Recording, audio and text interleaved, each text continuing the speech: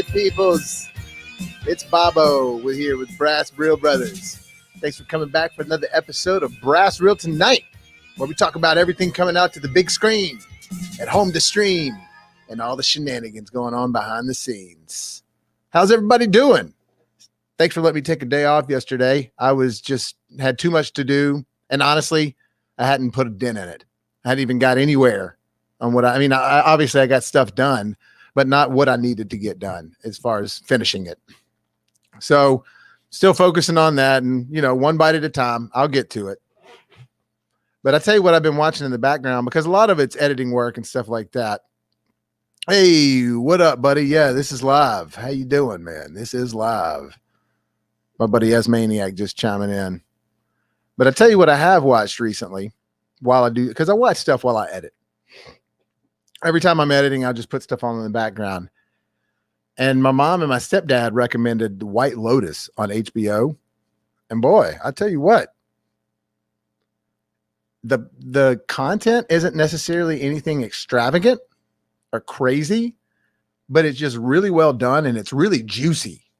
The best way I could describe it, it's like an adult soap opera, if that makes any sense. It's really juicy, though. It's awesome. It's got like Connie Britton in it. Steve Zahn's in it. It's got some other people that you might recognize here and there, but those are the two main people that you really recognize. There's the other guy that was in the last couple seasons as in the office, who was kind of like the new Jim. At least that's what Dwight referred to him as. Hey, what's up, buddy? So thanks for tuning in, as Maniac. Appreciate you, man. Hope you're doing well over there on your side of the world. That's a buddy of mine. As Maniac's his YouTube name, and that's what I'm going to call him by when I'm on the air. That he's across the pond, all the way across the pond. So it's kind of cool to having somebody to become friends with. We became friends on YouTube, just connecting that way. So anyways, what's up, buddy? How you doing? But this show, White Lotus, my mom and my stepdad were telling me to check it out. And I was like, cool, I'll check it out. And they were like, it's just so odd and weird. And, I'm used to weird shows. I think a lot of us are used to weird shows and stuff like that. But man, the first episode, you're like, all right, I see what they're doing here. They're really getting you reeled in. And when I say it's like a soap opera, I mean, it's like a well done soap opera, meaning that it's just about these people and their personal shit, their personal stuff going on. But it's really good, and you really get into the characters. The acting's really well done, and there's definitely a character for someone to relate to.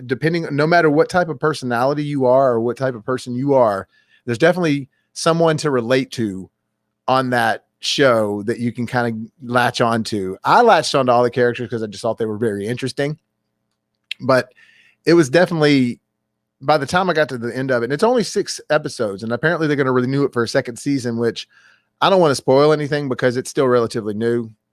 The last episode just came out this last Sunday, but if you have HBO Max, I highly recommend watching White Lotus. It's just really enjoyable. Like I said, the content of what is actually going on, it's not some sort of M. Night Shyamalan type movie. It's not like, oh my God, it's nothing like that. It's just very interesting, relatable.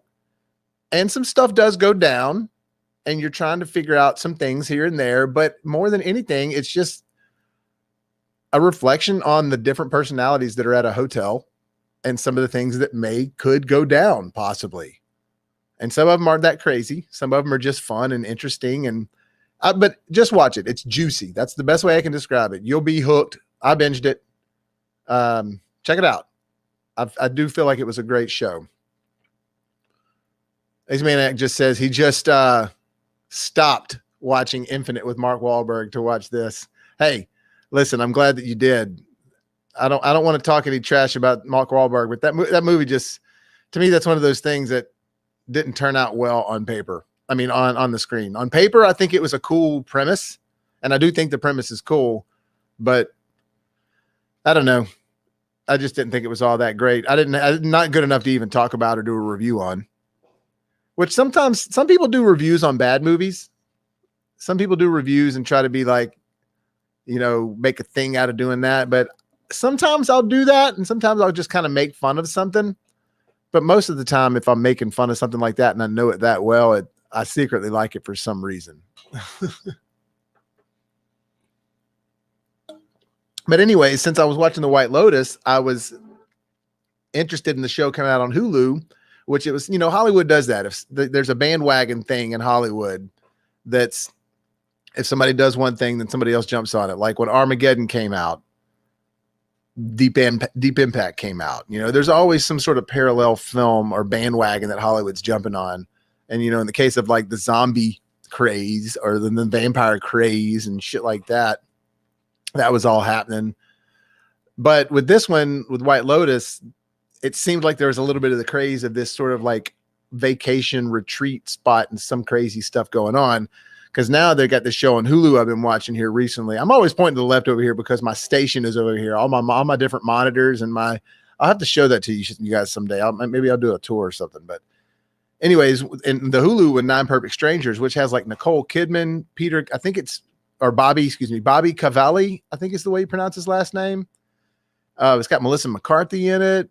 It just got a bunch of people that you'd recognize. And it's very interesting. And it's like these people go into a wellness resort but I found myself wanting to watch that immediately after The White Lotus. Cause I was like, oh, I want to see some other kind of resort based, interesting show that has me sort of wanting to see the next episode, being like, oh shit, I got to start the next one. And so far on this one, I'm actually pretty interested in it. I got to say, at first I was just like, I don't know if this is going to be as good as White Lotus, but then I started backing off and being like, let me just give it a shot. And by the end of the first episode, you're like, all right, wait a minute. This is pretty cool, but let me see. They're still not deep enough into it yet. And then by the end of the second episode, you're hooked. However, it's only on the second episode. They haven't gone any further than that yet. So it's one of those ones on Hulu that's coming out like American Horror Stories, straight to Hulu. It's like an original airing program that's straight, coming out there every week. And I like that. I like the anticipation. I've said that before. I really do appreciate when shows take their time and do that week thing to let you build up that like, ooh, what's going to happen next? Not that I don't enjoy binging stuff. Binging is good. But even HBO, they release their shows on the week, every week. What did I say? Armageddon and Dante's Peak? Excuse me. I meant Volcano and Dante's Peak, but then they came out with Armageddon and Deep Impact. And maybe I said that, but you're right. Volcano and Dante's Peak, same exact thing. It's Hollywood and the bandwagon. They do it all the time. God, there was one more I feel like recently that maybe I'll have to think about that. Sorry. Anyways, watch White Lotus on HBO. Very good show. And then if you have the time, there's only 2 episodes into Nine Perfect Strangers. So far, worth watching. Very interesting. The acting's really good on it. Cole Kidman. There's something going on, though. Obviously, they haven't gotten that far into it yet. It's only 2 episodes in. But, HBO, White Lotus is on HBO. HBO shows have a certain quality to it that's just really hard to beat. They just do. They've been doing it for so long. They started off with the Sopranos and yeah. Oh, okay, cool. Thank you, Ismaniac. He said, I'm just backing you up with another one, talking about Volcano and Dante's Peak. Yeah, I would. For a second there, when you said that, I thought maybe I said Armageddon and Dante's Peak because it's Deep Impact, and you know what I mean. I thought I may have gotten it mixed up, but yeah. But anyways, check out White Lotus. Like I was saying, the quality on HBO Max is just hard to beat. So far, Nine Perfect Strangers is good enough for me to want to see the next episodes so far, but it definitely is getting darker and darker and darker. And the way the cliffhanger is on the second episode, which is as far as they've gotten on that Nine Perfect Strangers, it's a good little like, oh shit. Well, can't wait to see the next one. So anyways, guys, that's just me kind of talking about what I've been watching a little bit, but on to a little bit of stuff going on in Hollywood. First thing I saw when I started looking up some new, but before I say that though, if anybody ever wants to send any comments in, which, to the 3 people that ever watch the show, it's going to get bigger one day. I'm telling you, Leno's going to be calling me and being like, hey, can I be a guest on the show? But if you guys want to send anything in and you're not able to watch the show at all, send it into BrassReelBobby@gmail.com. I'd be happy to talk about anything you have some questions about, you want me to talk about, all movie related, of course. And, I want to get communication going with the community. That's how this stuff becomes really fun and engaging to get everybody involved. So brassreelbobby@gmail.com. If you can't watch and comment on the show directly, if you can, comment on. Feel free to comment as much as you want. And within reason, I'll answer as many questions as possible or get engaged as much as possible with things. But moving on to a little bit of news. When I got into the computer this morning, the first thing that came up was Fast and Furious 10 is set a release date. So April 2023. Now I pulled this picture up because I just thought it was kind of funny with Snoop Dogg and Ewan McGregor in there and him looking like Obi-Wan. Now, who knows? They may have actually signed on to the movie already. I don't know. At this point, they got people signing on to these Fast and Furious films like the Marvel movies. But they have set for April 2023. And from what I understand, it's going to be 2 films because they have said that this is going to be the second to the last one. Like, not saying that F9 was the second to last one, saying this upcoming one, the 10th one, is the second to last one. And I think it's going to be 2-parter. They said it was going to be 2-parter. I can't imagine they would just do 11 movies just to do 11. Like, you know what? Part 11. Let's end with that. No, I think part 10 is going to be a 2-parter, which that makes sense. Or anytime there's the last one on a franchise that big, they tend to milk it to make it just extend it further. Like they did it with the Twilight series. They did it with the Hunger Games series. They did it with the Harry Potter series. They even did it with the MCU with Infinity War and Endgame, but that wasn't really copying any specific thing and stretching it out. That was just being like, we can't make this into one movie. It has to be 2 films, which they were totally right. Love both of those movies. Let me see what Asmaniacs got going here. Oh yeah. Thanks, buddy. So when you say feels like it, Asmaniac says you said feels like Expendables. What do you think? What do you think feels like Expendables? I'm curious. And you said did it with The Hobbit too, as far as like stretching those movies out. Hell yeah, they did. They didn't need to do that with The Hobbit. I could see him doing The Hobbit in 2 movies. Honestly, I could see that. That would have made it a little bit more fun because like I think it would have been cool if like it cliffhangered or something at the end of the first one with them finding Smaug and been like, oh shit. And then they start off with Smaug in the second one, and then they end up doing some battles at the end of the second one, like the Battle of 5 Armies. You know, I think 2 movies would have worked, but we'll see. I definitely don't like it when they just stretch it out to stretch it out. That's my only complaint. But the Fast and Furious movies, I mean, come on.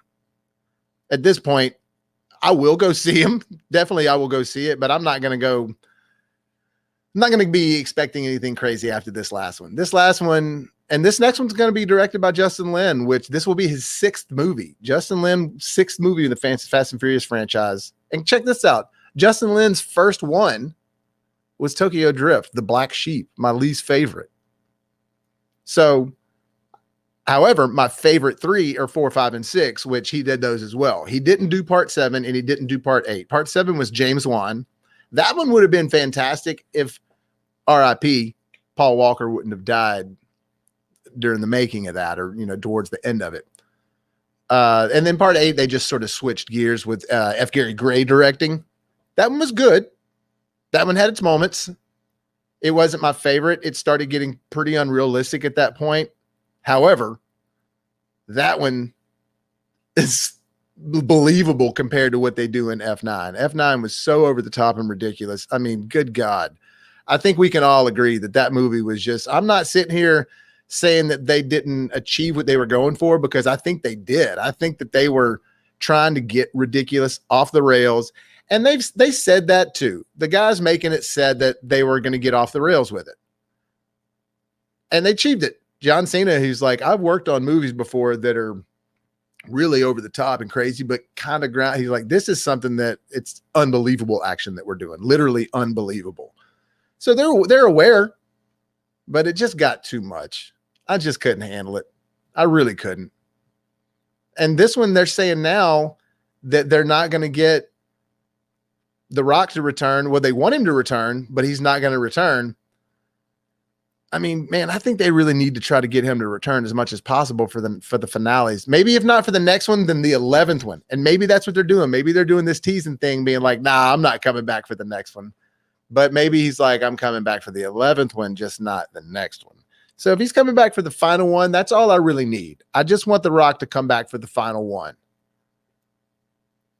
As Maniac writes, Harrison Ford doing Expendables. He wouldn't have done the first one, but saw the bandwagon. And you know what's funny? Is he wasn't in the... Was he in the second one or the third one? He was in the second one, wasn't he? But obviously just for a second. But then the third one just became... The third Expendables just became a shit show.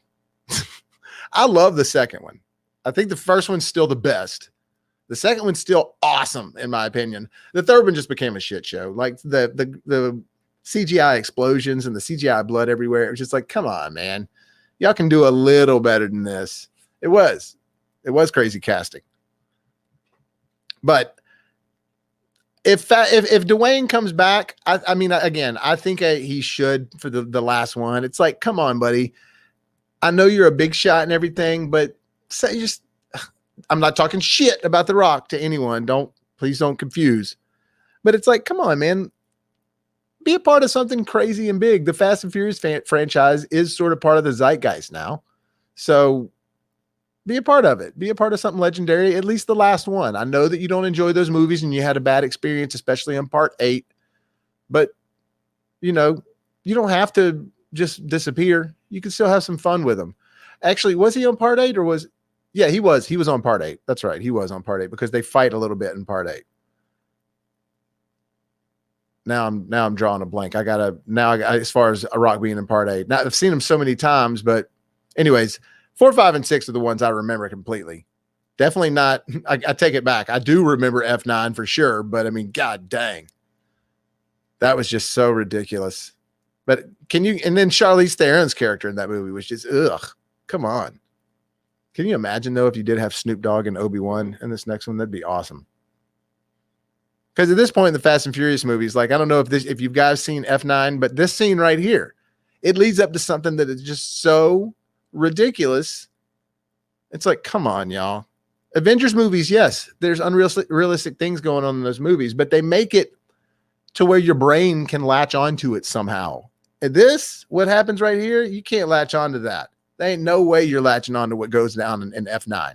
It's just way too over the top. But will I go see it in the theaters? Of course. Seen them all in the theaters. It's like the Pirates of the Caribbean. Well, I take that back. I didn't see the 5th one in the theaters. I did not see, what is it? See, the first one of Pirates of the Caribbean is Black Pearl. The second one's Dead Man's Chest. The third one's at World's End. The fourth one's on Stranger Tides. Oh, the 5th one's Dead Men Tell No Tales. Arr, shiver me timbers. That brings back some old memories of some guy I used to work with. But anyways, I didn't go see all of those at the theater. But all the Fast movies I've seen at the theater. That's a damn shame. Not really, because I see everything at the theater. But even Tokyo Drift, which, woo, that one had me really like mad at Fast and Furious to where I was going to be like, I ain't watching these anymore. But then I accidentally watched part 4, and part 4 still might be my favorite one. Argue with me if you want, but there's a sort of like flashy camera style with that movie the whole way through, and it's way more poetic. There's a lot of slow-mo stuff. There's just something about that movie I truly, truly dig. And it's sort of a revenge story. I like that.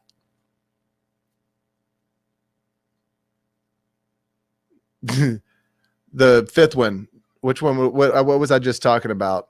You said nobody watched the 5th one. I'm trying to think. I'm so random. And Pirates. Yeah, hell no. Nobody. Yeah, in the Fast and Furious 3 Season of the Witch, he says that'd be funny. Do a hybrid of those. That'd be fucking hilarious. Yeah, Fast and Furious Season of the Witch. I mean, that's exactly what it is. I mean, okay, look. If Michael Myers would have shown up at the end of Halloween 3, at least that would have been something. Because Vin Diesel shows up at the end of Tokyo Drift. But other than that, though, it is. Now, also, look, you got introduced to Han, the character Han from that, and like the country dude and little Bow Wow and stuff like that. Those characters you got introduced to, and those guys are in F9. Han's a big part of part 5 and 6, or 4, 5, and 6, actually. Well, he's pretty much a part of the franchise from 3 on. And yeah, he's So I see what they, those characters were great in it. They just should have had Paul Walker or Vin Diesel in it the whole time. One of them or both of them. So that one, Tokyo Drift is the one that that and part 2 are the ones I can truly be fine with never rewatching. Sometimes I'll put in part 2 just to be a little nostalgic, but I usually end up not finishing it. I usually end up turning it off. Part 1's a great movie. Part 4 is awesome. Part 5's awesome. Part 6 awesome. Those are my opinions. I think those are great. Part 7 still was fun, but you can just tell they had to renegotiate the film in a sense because Paul Walker died. Then it just starts getting different after that, in my opinion. The part 7 still had the heart. Part 7 fully had the heart. And Paul Walker's in most of the film. It's just at the very end, you see some things kind of change. It's like, oh, I see what they're doing here. But I'm all right with it. Moving on, though. Don't want to focus on Fast and Furious too much. Jesus, what the hell am I doing? So, American Horror Story, American Horror Stories has actually been renewed for a second season already. Now, the season's not over with, and I'm kind of disappointed to hear the news I just got today, as that it's only going to be 6 episodes this first season. However, it got renewed for a second season. So that makes me happy. But I really was okay on this one. I loved the first 2 episodes, which was a 2-part storyline. It was a continuing deal. It was a 2-parter. That one was great. I loved the girl in that. Sienna McCormick. She's awesome. She did a great job. I'm already like a big fan of her. She's already in that other movie coming out called We Should Do Something, which if you guys haven't checked that out, that looks pretty sweet as well. But then they just advertised that they're coming out with, the title of it is called Game Over. And it's premiering tomorrow, but it actually has Dylan McDermott in it as the doctor from the first season, Murder House, which it's not called Murder House, but it's unofficially called Murder House. Like all the other seasons have a name. And so a lot of people have sort of given the name Murder House to season 1. So if you call season 1 Murder House, everybody knows what they're talking about. So what do we got going on here? Okay, so Ace Maniac asks, is this the equivalent of the Fear of the Walking Dead? American Horror Stories. So no, it's not. It's just like an anthology show, and it's a sideshow. Some of them slightly connect. Like for example, the first episode, the one I'm talking about, this one right here, the Rubber Woman, which was the best one so far. It's the first 2 episodes. That one, they're in the house that they're in season 1 of American Horror Story. However, they're in the house after season 1 has taken place. And so like all the events that went down in season 1, they're the ones that take over this house at some other point afterwards. However, they refer to the people in season 1. They refer to the things that happened. They're like after everything that happened in this house. So it's sort of like this sequel to Murder House in a weird way, but it's only a 2-parter.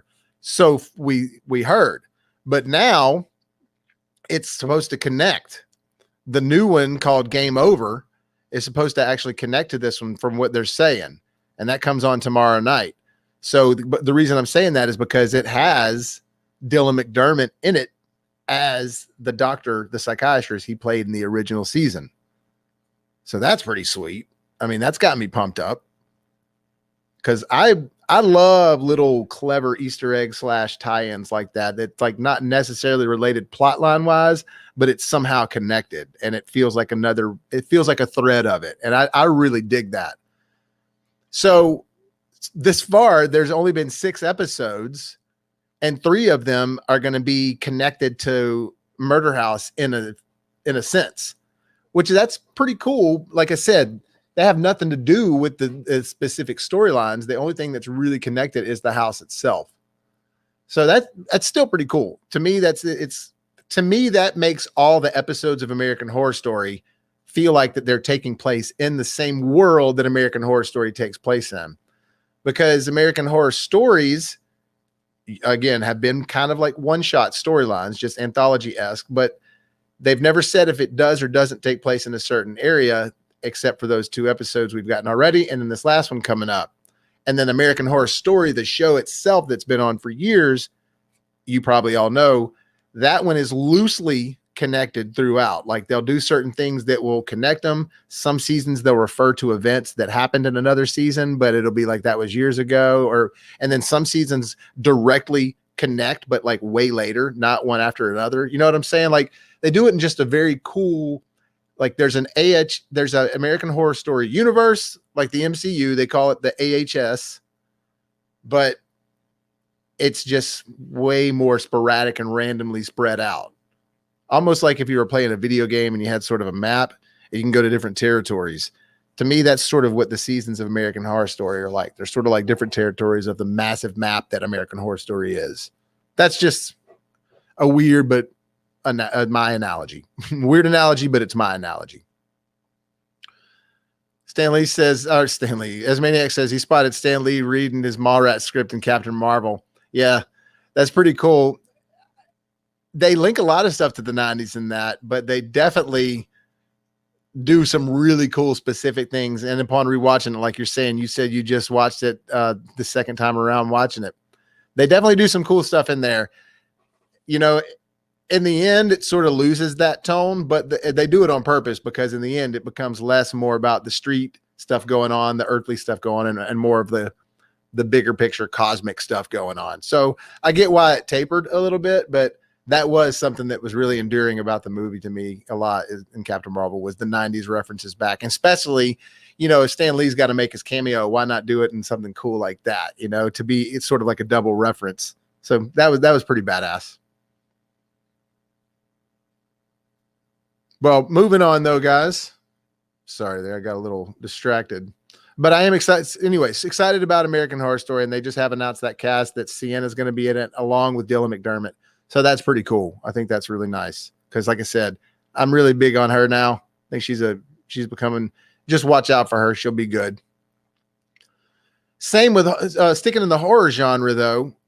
If you guys watch Shudder or are familiar with Shudder, it's a streaming service, and Shudder, I like it. It's a horror streaming service, and they've started to come out with some of their own original summer shows. Like they've relaunched the old school massive title that was a 80s gem, in my opinion, Creepshow 1 and Creepshow 2. A lot of people dog on certain parts of Creepshow 2, and some of the stories on Creepshow 2 are okay, but like 2 of the stories on there are just as good to me as like on Creepshow 1. So therefore, Creepshow 2 just has to kind of hold up. I still love it. But Shudder relaunched Creepshow as a series on there, and that's pretty good. They do a good job on that.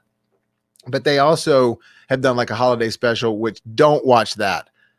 I don't know if it was intended to be ridiculous and just stupid, but it was.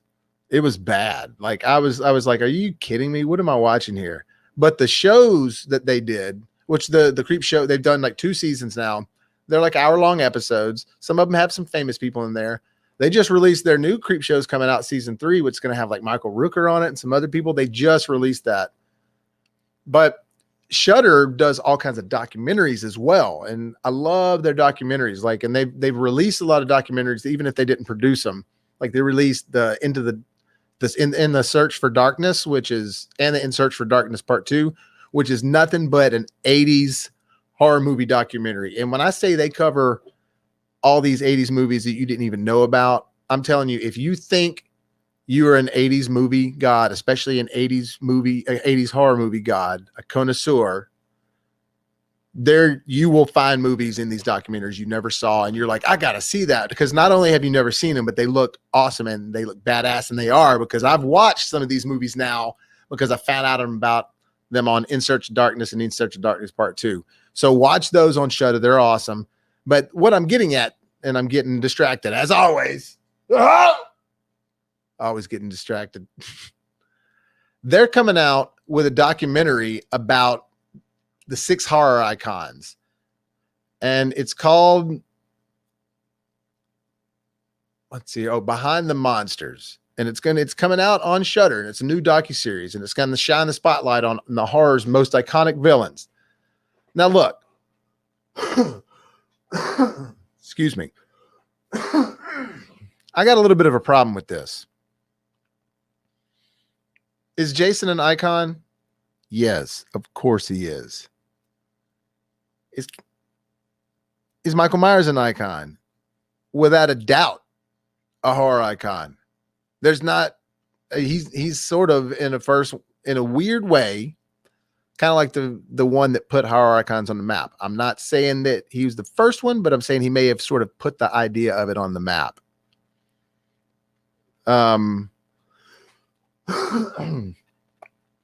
So I got a question from Esmaniac here, but I'll get to that in 1 second. I'm going to talk about some of these things, and I'll get to that when I get to Pinhead. So Freddy, is Freddy an icon? Oh, without even more doubt, like without even less doubt. Freddy is sort of like, might even be like the ringleader. Even though he's not got the most films, he still has a ton of them. He might be the ringleader in some way because he's the one that's got the most personality, in my opinion. Yeah, Chucky's got some personality, but he's a doll. Freddy's moving and jumping around. He's just making jokes. He's doing all kinds of crazy shit, and he's slicing and dicing at the same time. But anyways, I'm getting off track. Chucky, yeah, he's an icon. Pinhead, he's an icon. And as Maniac says, does Hellraiser have much interest these days? Yeah, he does, man. Hellraiser's got a lot of interest these days because they're trying to relaunch it right now. So studios are actually really, they've been trying for a long time to do a reboot, and there is one in the works. And apparently Clive Barker's supposed to be involved. He's not directing, but he's supposed to be involved somehow. And they just did another sequel to Hellraiser without Doug Bradley, who Doug Bradley is Pinhead. So they just did that with a new guy playing Hellraiser, which, believe it or not, my buddy Andrew, who's my acting friend and my writing partner, my filmmaking partner, he has a friend who he was acting with, and this guy was from Dallas, and he is from Dallas, and that's Pinhead. That's the new Pinhead, is a friend of his who's, starting to make it. And he's got a few friends that's making it a little bit. That's how I saw Suicide Squad at that screening, because of his acting buddy that's in it. Anyways, getting off track again. And so here's my complaint. The last one I haven't talked about on this picture is Candyman. Look, Candyman is definitely well known. And obviously they got the remake coming out this summer, or this fall, I guess, is when it's coming out, this October. Or actually, no, it comes out the end of this month. My bad. It does. It comes out at the end of this month. But I don't think he's an icon, because without this remake, he's only got 3 movies. And the only one of those movies that's good is the first one. The second one, the only redeeming quality about the second Candyman is it's got some good kills. But the movie's not good, and by the time it reaches the end of it, it's so heavily reliant on this CGI. It's really bad. And it's just, there's a time in the 90s when they just didn't have a grip on it yet. But even some of the production values of it feel very straight to DVD or straight to video. And honestly, it could have been at the time. Candyman Farewell to the Flesh is what it's called. It could have been there. But it's still 3 movies, and we haven't even gotten this new one yet. And I just don't think it's worked, because here's what they're doing with the Shudder series. They're doing a docuseries, so it's going to be an episode per character. And yes, Candyman's got a juicy story, and I get it, right? You want to include some diversity in there, and there is a rich story behind Candyman's origin and the lore and everything that's related to a lot of past things that are involving negative things like racism and slavery, and that's all rooted and based in the origin of his character. So I get why that's being included into this, and it's not that I don't like Candyman. I love Candyman. But my problem is that how do you make this documentary and not include Leatherface? Not only was he the first one in 1974, but then they've made 7 or 8 movies. I think 8 movies, 8 Texas Chainsaw Massacre films. And you've only got 3 Candyman movies. Look, I like Candyman, but I feel like Leatherface is way more iconic than Candyman. Anybody agree with me? Disagree with me? Let's see, got some comments here.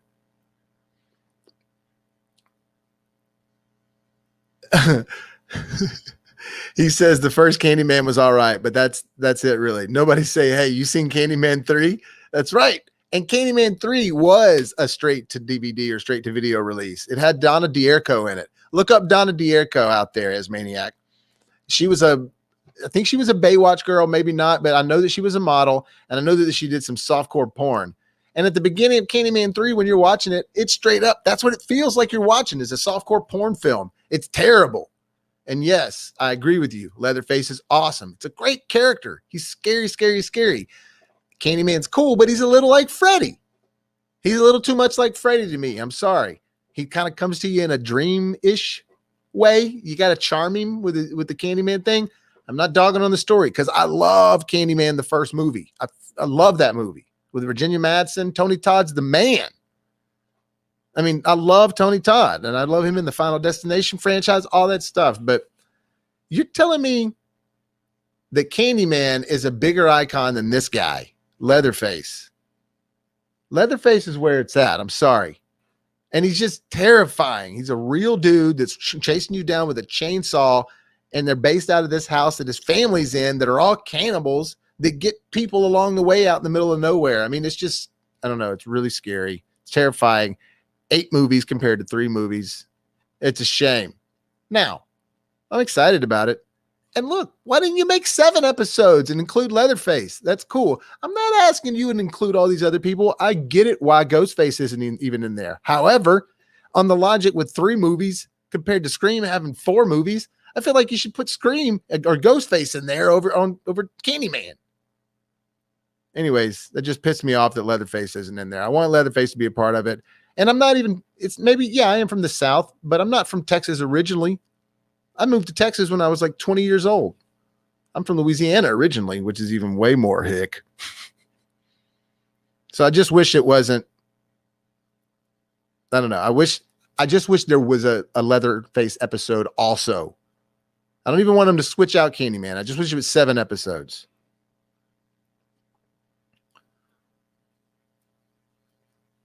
Yep. Hey, look at that, dude. That's a great comment. Show a million people a photo of Candyman or Leatherface. People will choose Leatherface. I've never seen anyone wearing a Candyman t-shirt. That's true. That's true. I've never seen anybody wearing the hook. I've never seen anybody wearing the, you see Texas Chainsaw Massacre, like vintage raw t-shirts all the time. You're right. You know, what's funny. I've got a Candyman NECA toy up. I've got a Leatherface NECA toy up there, but I don't have a Candyman one. They haven't made an ultimate one. They've made like sort of a doll one that looks like an actual doll, like a Barbie. They've never made like the ones that I like that are awesome, like those Back to the Future ones I got back there and stuff like that. So look, yeah, I think it's a shame that Leatherface ain't on there. I think Leatherface is awesome. And I just like I said, I ain't telling them to X out Candyman. I just wish it was 7 episodes instead of 6, and I wish Leatherface was involved. But moving on, though, I'm done griping about that.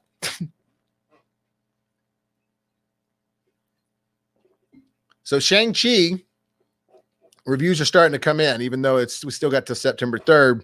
Screeners are starting to happen, and basically, if you guys don't know that when movies come out like this, Shang Chi, when they come out early, if you get to go to a screener like 2 weeks, 3 weeks ahead, the only thing you can say about it publicly on your channel or anything like that is how much you loved it in a descriptive way.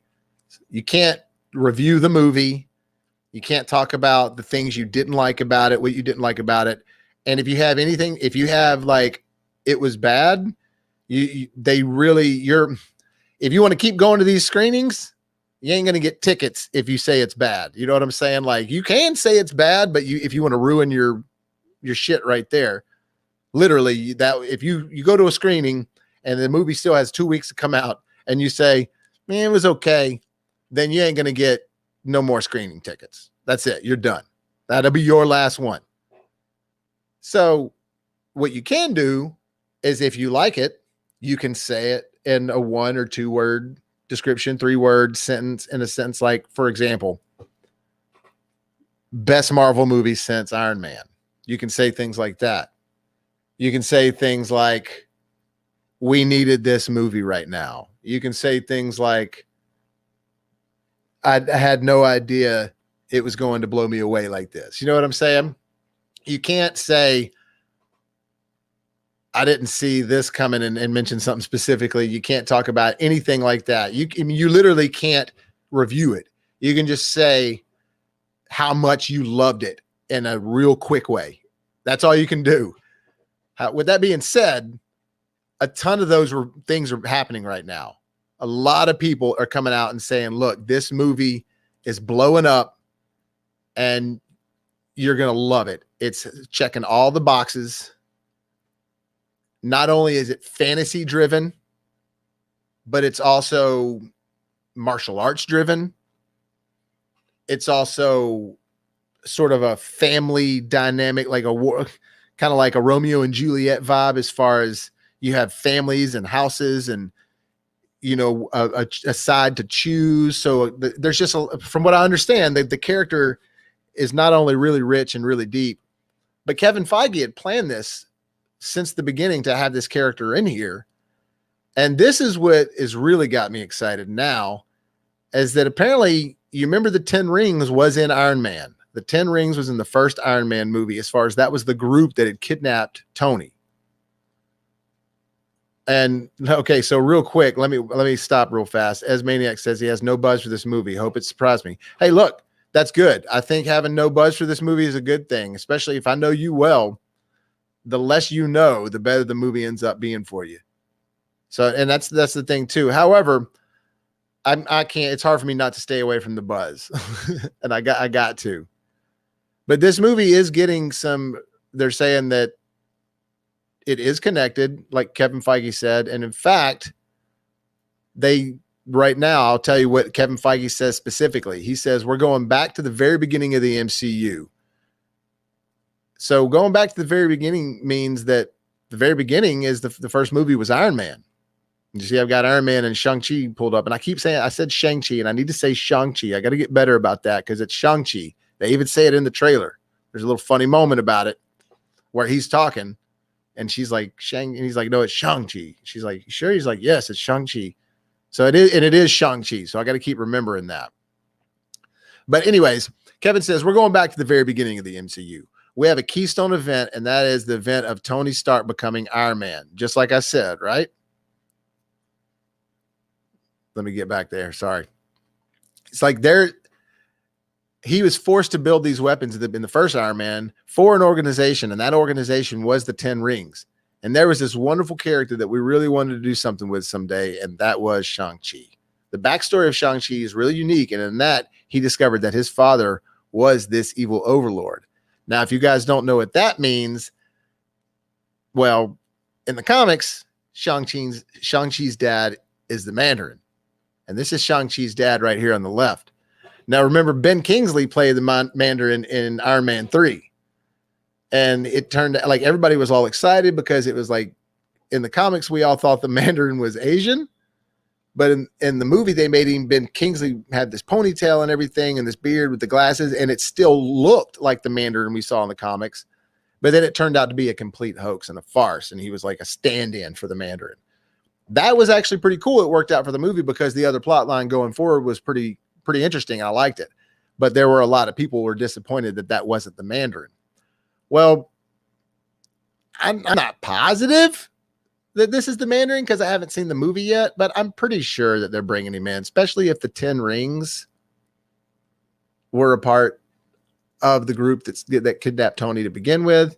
And if you remember in part 3, the Mandarin, the fake Mandarin, was with the 10 Rings there. And so if it shows the real Mandarin still being connected to the 10 Rings, obviously, and I don't know, that just looks cool to me. And I hope they do connect it that way, because that'll seem right and that'll seem cool. And like I said, Kevin Feige, there was an article I read the other day, him talking about the list that he made 20 years ago when he knew that he had an option to maybe pitch Iron Man. And he had this list that he wrote down of characters he wanted to implement, and Shang-Chi was one of them. and it was only like 20 characters, big characters. And I'm not talking about all the side characters. I'm talking about big characters like Cap, Thor, Ant-Man, Iron Man, Shang Chi, Black Panther. You know what I'm saying? Like all those guys, Doctor Strange, Wanda, Vision.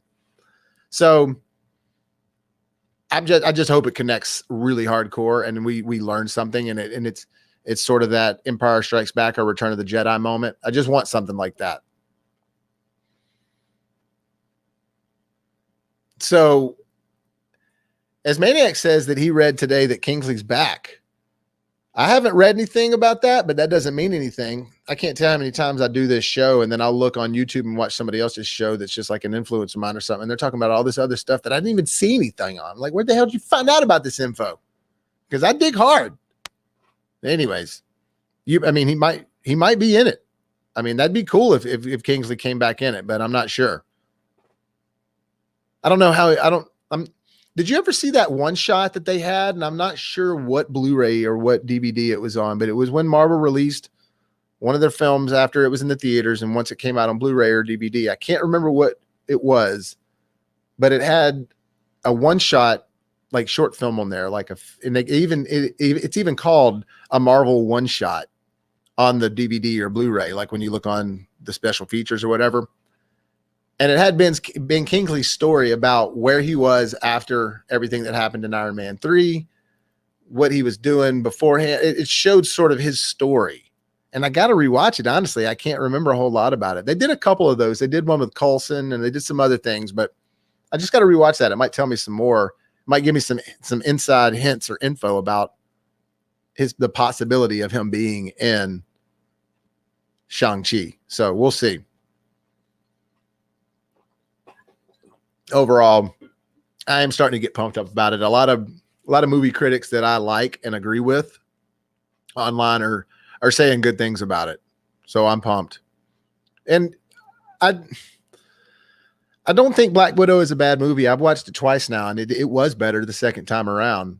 It's not a bad movie at all. It's just not really a superhero film. It's very much a spy thriller. I mean, that's really what it is. It's a spy thriller with some really over-the-top action that's cool. It's fun. It's got MCU action at some points, but it's not got the MCU superhero feel because it's just not that type of a movie. Like I said, it's a spy thriller. So I think people need to give that one a little bit more of a break, in my opinion. I don't think it's an A+ film by any means, but I don't think it's bad at all. I just don't. It was their attempt at doing a spy thriller. However, I think we're going to get that giddy, I feel like a kid feeling from Shang-Chi. That's what I feel like is going to happen. That's what the trailers even look like kind of to me. Everybody's saying that one guy said that this is the best martial arts he's seen in a movie since The Raid, which that's saying a lot. I don't know if any of y'all have seen The Raid, but if you haven't, go see it or go watch it, find it. It's excellent. But that's a lot to hold up to if you're saying it's the best martial arts you've seen since The Raid. It looks good to me. I mean, so far in the trailer, I've seen dragons and stuff like that. And with them having the father in the movie, it's called the Legend of the Ten Rings. The father in the comics is the Mandarin. So we'll just see. I hope it goes that way. I really, really, really do. Excuse me.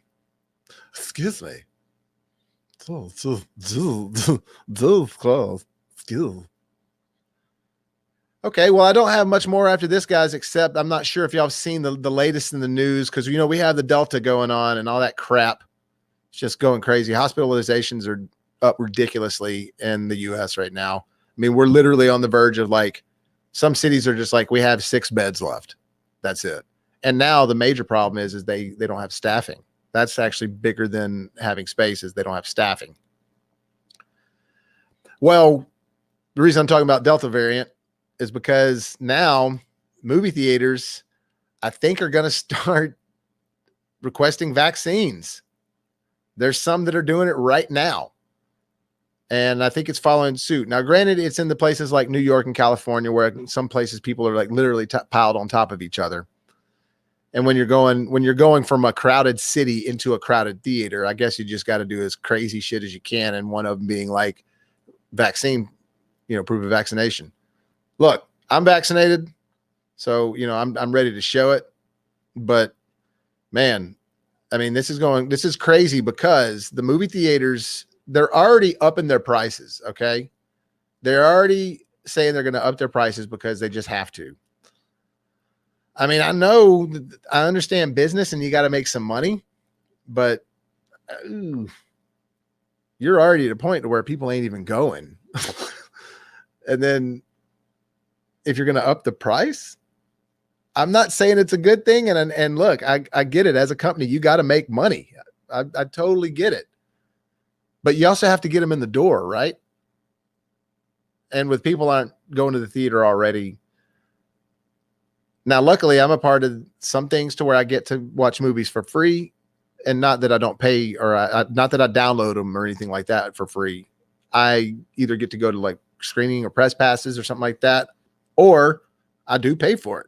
I'll go pay for it. And then I'm a part of like some subscription things with like Cinemark. I have their thing where you pay $9.99 a month and you get a ticket every month and you get discounts on concessions and stuff like that. And the ticket every month does transfer. So if for some reason you didn't use it, which is impossible for me, then you don't pay for it. And a lot of times the tickets are like $10.50, $12.50, $13, $14, depending on where you're going. This one, the IMAX I go to is a Cinemark. So I get into IMAX movies for $10. So that's cool. For me, that's worth it. So I already get some sort of a discount on some certain things. But man, if people are going to have to pay, I think they're talking about upping everything to $1 to $1.75. I mean, that's significant. I mean, that's not just a little like, oh, here we go. I mean, when you got a family of 6 and it's like, well, we got 6 people. So that's 12 to 13 extra bucks. That's a big deal. And it's already, $65, $70 to take that 6-person family out. I don't know. I'm just not sure it's the right way to make the extra money. I don't know what the answer is. It's just, I don't know. I say, yeah, as Maniac says, well said, upping the price is nuts, lower the price. And again, I understand that gas has gone up crazy in America. It's gone up everywhere, I'm sure. And so you have food because of that goes up. Shipping prices because of gas everything goes up when gas goes up. But I mean, and I guess that movies, I don't know. I just feel like the movie charging like that going up, it's just not I feel like that there's a better way than doing it than just that. But what do I know? I don't run this stuff. We are also in a testing time right now where everything's so up in the air. We're just not sure where things are. Every day is a different day. Every weekend, it's just like, all right, new plan, new set of rules because new shit. That's just the world we live in. So who knows? And we might find out, and by next year, they might be like, yeah, movies, you can go, but it's $20 a person. Like, whoa. I mean, who knows? There's no telling what could be going on a year from now. Well, that's all I got for you, though, guys. I just wanted to bring that up. You excited about them raising movie prices? I'm kidding. But you excited about all the other stuff I've talked about? You got anything to say about it? Send me something, like I said, to BrassReelBobby@gmail.com. I'm always down to talk about any of that stuff. And I do have some reviews coming out, guys. I got a lot of stuff coming out, actually, just trying to really juggle a bunch of stuff at once. But I do have the Don't Breathe 2 review coming out. It's going to be, a couple days late already, but still got it coming out. You can still only see that in theaters. So luckily, that's not one that everybody's just seen right away on their whatever streaming service. And then we got Reminiscent coming out this weekend. I got a few things I just want to start touching on. Really want to get some more reviews out there to you guys. So I'm going to do that. If you haven't done so already, hit the like button. Thank you for clicking on the video if you enjoyed it. Also, hit that subscribe button so you can help us make it to the top. Check out all my videos on my channel. And if life gives you lemons, remember, make some hot, fresh popcorns. I'll see you guys tomorrow. Love ya.